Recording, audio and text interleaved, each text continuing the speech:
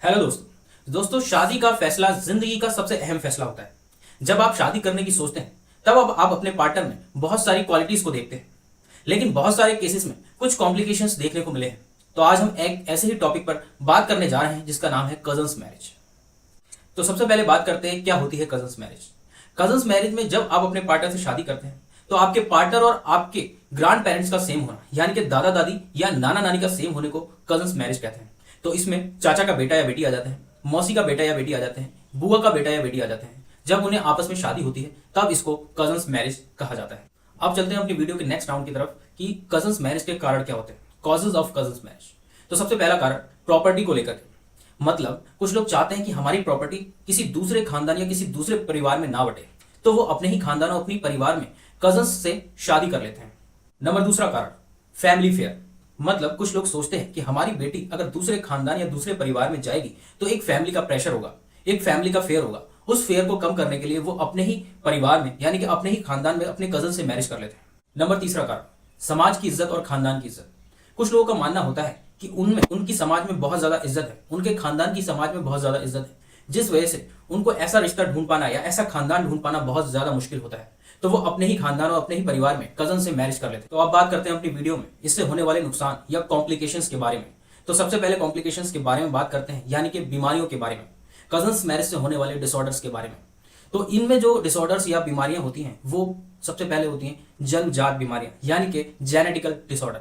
जब एक ही परिवार एक ही खानदान के कजन्स के बीच में जब शादी होती है तो उनके जीन्स में काफी ज्यादा समानताएं होती हैं, जिस वजह से आने वाली प्रोजेनी में वो समानताएं जीन्स की फॉर्म में इकट्ठी हो जाती हैं और ज्यादा लक्षणों को प्रोड्यूस करती हैं, जिससे उनमें जो कॉम्प्लिकेशंस हैं वो बढ़ जाते हैं। इनमें जो मेन कॉम्प्लिकेशंस होते हैं वो बच्चों का अपंग पैदा होना। अब चलते हैं दूसरी कॉम्प्लिकेशंस की तरफ, ये है सोशल इशू।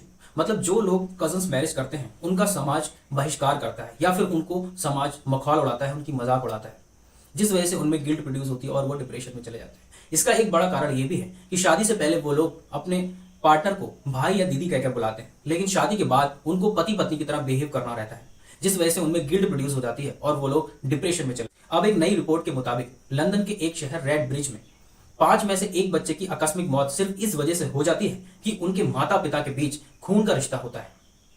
कुछ कल्चर और कम्युनिटी ऐसी भी थी जिनमें इसको कजन मैरिज को प्रमोट किया जाता था, इनकरेज किया जाता था और इसको एक सही तरीके से प्रैक्टिस भी किया जाता था। लेकिन कुछ कल्चर और कम्युनिटी ऐसी भी थी जहां पर इसको गलत तरीके से देखा जाता था और समाज में कलंक के तरीके से देखा। अगर हम इसकी हिस्ट्री की बात करें तो Australia, north and south America, Polonia, इन सभी में ये प्रैक्टिस भी की जाती थी।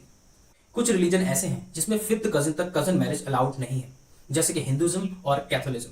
लेकिन कुछ रिलीजन ऐसे भी हैं जहां पर 5th कजिन तक आप कजन से मैरिज कर सकते हैं, जैसे कि इस्लाम और जुडाइज्म। कुछ ज्यूरिसडिक्शन में कजन मैरिज को पूरी तरीके से बैन कर दिया गया है, जैसे कि China, Taiwan, north Korea, south Korea, Philippines और यूएस के कुछ स्टेट।